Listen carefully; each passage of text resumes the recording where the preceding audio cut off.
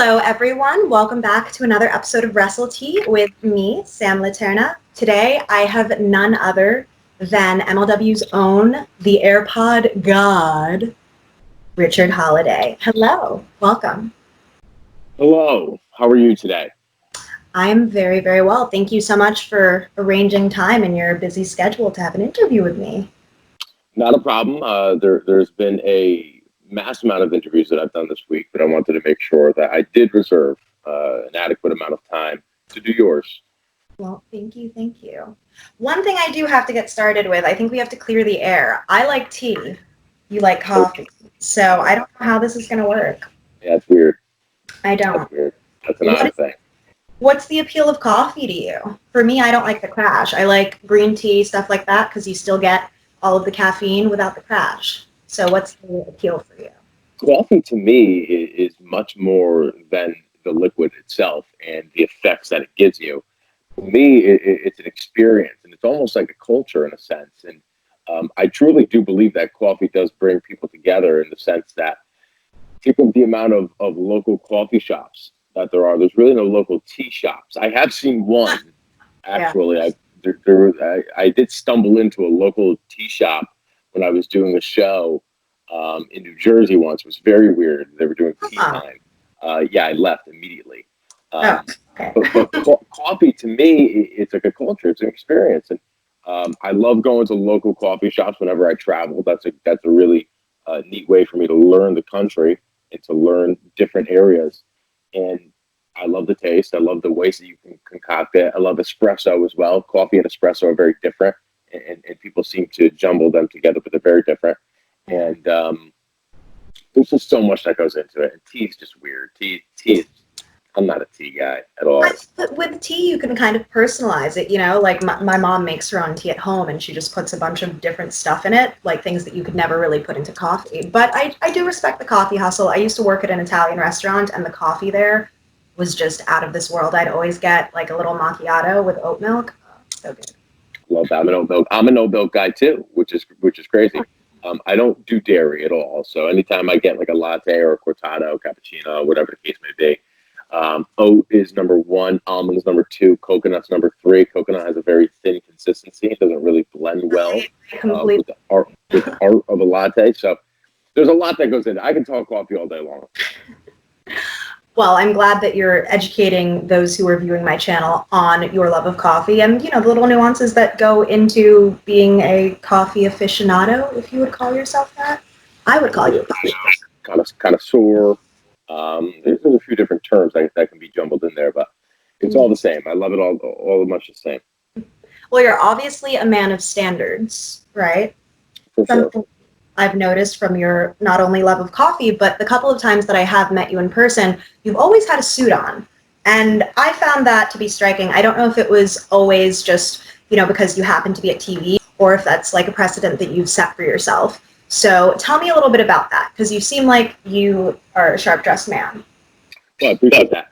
It is a precedent for sure. And I think the way that you carry yourself is huge, especially in a business setting. And a lot of pro wrestlers don't view it as a business setting. They view it kind of like as, hey, I'm just with the guys. We're going to go out there and do this and that and the other thing. And maybe that might be true on the independent level. And I've been victim of going to a show and, on a hot day, maybe in a tank top and shorts. I've done it before, but I understand that for something like Major League Wrestling or in that caliber, when you wear a suit, you set yourself apart.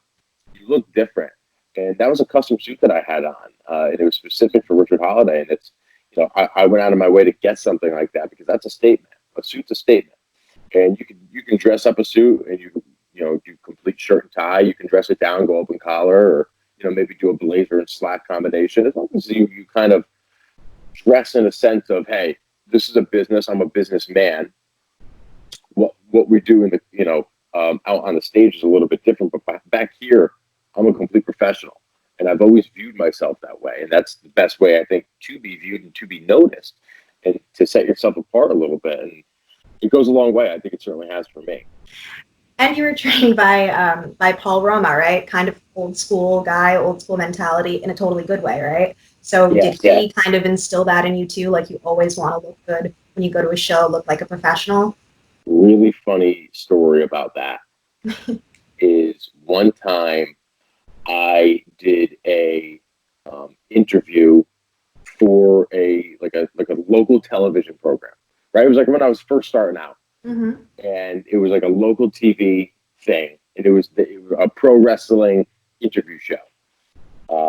It was on like Tuesdays at 2 a.m. I don't even know when it was on. Right, it was like some cheese like that, local broadcast, and uh, I wore a short sleeve button down shirt, Mm-hmm. or maybe not even that, Yeah. with like khaki shorts. Like I didn't know what I was doing. It was like the middle of summer, Yeah. and Paul called me after he saw it, and he goes, "What are you doing?" I said, "What?" He was like, "What are you doing going on TV dressed like that?" I was like, "Oh, what are you talking about? You know, I was just, I thought that I looked fine. I looked like very casual." He goes, no. He goes, "When you go on TV, you look like a star, dress like a star. You hold yourself like a star, and then people will look at you as a star." And ever since then, I honestly I feel a little ashamed right now that I'm not in a suit, but I'm in the comfort of my own home, so I think I have an excuse. But when if I am doing any sort of media, right, if it's going to be on television, I know that a lot of consumers are going to see it. Yeah. You got to dress up. It just looks better. It's just people to this day, as much as changed since when he wrestled in the 80s to 2020. People respect the suit. They just do. That'll never change. And you got to fake it till you make it. You know, perception is like half the battle, I think, in entertainment. So Yeah, you're definitely. I was faking it and not making it in that interview back then, and Paul definitely ripped me apart. So it always stuck with me. Well, now, as of 2020, you've come so far in the couple of years that you've been wrestling, right? You've now Yeah. performed for, you've won the ECW Super 8, right, back in 2018. You've worked for MLW, Beyond, Limitless, all over the country. You've recently gotten to perform in Mexico. How has that transition been for you, kind of being more in the public eye in terms of wrestling, being on TV for MLW and being a part of the Dynasty? Well, it's funny because I do, as you mentioned before, I've always held myself to a higher standard, right, a higher caliber. So when I was first starting, I was kind of like, why aren't I on TV right now? I don't get it. Like, why do I have to go do this show in front of like 25 people? Like, can somebody explain this to me? Mm-hmm. So, um, I didn't really have too much of a humble mindset, right? When I first started, I was like, come on, I want the limelight now. Yeah. And yes, it did take me, not too long. I think quicker than most. But to get into, now performing on national television, going to Mexico, 5,000 people, doing these shows, these high notoriety shows, that's kind of where I've always felt I should be. And again, I go back to mindset. I always feel like that's the mindset you should have. Like you should kind of have that little chip on your shoulder. You should kind of have that like, no, I want the best now. Like I don't want to really earn it. Like even though you have to earn it, you want to get there immediately. So I like where I'm at. I want continuous progression. I'm a continuous progression mindset kind of guy. I'm a perpetual believer in that. So it's just I feel like I should be where I'm at now, but I want more. And back then, I wanted to be where I'm at now. Who is the leader of the dynasty? That's what I want to see on television over the coming months when wrestling finally normalizes. So I don't know if you're going to get heat for saying it, but can you see yourself being the leader of the dynasty? Or, your progression, right? Yes. And that's always been something where people are, and even when it was me, Max, and Hammer, it was like, well, people always kind of assumed Mac was the leader of the dynasty. And if you ask Max, he'll tell you that he was too. Yeah. But I think the cool thing about the dynasty was that we all offered something. And this is when we were really starting to do some fun stuff, not the very early dynasty, when we were doing some really good stuff. It's kind of like, is there a leader? I don't know, because it was like, I'll take the lead, then Hammer will take the lead, and Max will take the lead, and then these certain things will happen, and it's just the dynasty. It's just one unit. Now Max leaves, and I have seen a lot of people, on Twitter tweeting at me or putting on Instagram that I'm the leader of the dynasty. I've seen people say that about Hammer. So I think it's all like perception in the consumer's eye of, Hammer's the leader, I'm the leader, Max was the leader. But I like that because now it's not clear cut. It's not just, no doubt about it, Ric Flair's the leader of the Four Horsemen. It's, if any one of these guys is the and leader. that means everyone's just as good as the other, which is Exactly. a rare thing in factions. Very, very rare thing. I think the Dynasty was something very special when we were doing our best stuff at the height of it. Very special. And one thing I'm going to ask is something that I've asked all of my guests this week. And I'm asking this question because I'm curious as to what, the end goal is for a lot of people, or what's most important to a specific wrestler. So my final question for you today is, what is most important to you in wrestling, the journey or the destination? I think in a sense, the journey is the destination, right? And I've always said that, I want to do all of this for 3 minutes. Like, I want this entire journey of pro wrestling to be culminated in 3 minutes. And what I mean by that is, when you're great, like when you reach like the pinnacle of pro wrestling, more often than not, you'll get like a 3-minute video package dedicated to your career that just completely encapsulates everything that you've done. And when you watch that video, it will bring you back to so many different memories and the way that specific performer made you feel about them.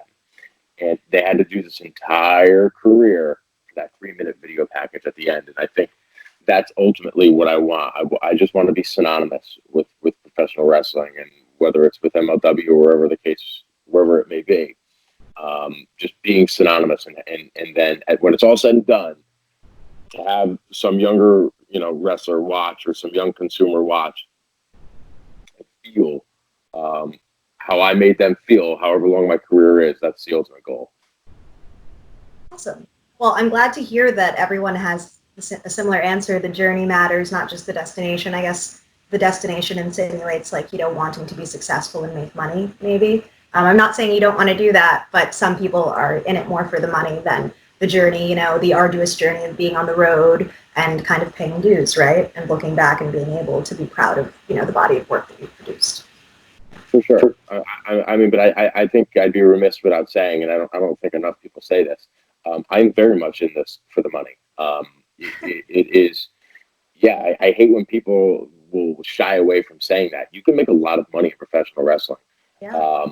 And to not take that into account, to put your body on the line the way that we do and not have that financial payoff, it's crazy to me. Yes, of course, the art, the craft, we chose this for a reason. But yes, very much so in this for the money. I want to make as much money as I possibly can in professional wrestling.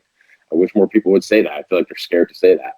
And there's no harm in saying that.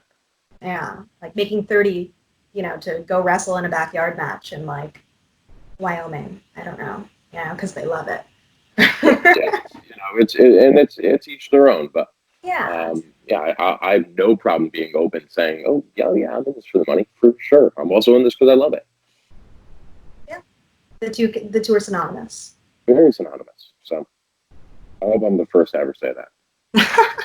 Well, you're the first to ever say it on Wrestle Tea, so thank you so much for giving me a little bit of insight into, There's your soundbite.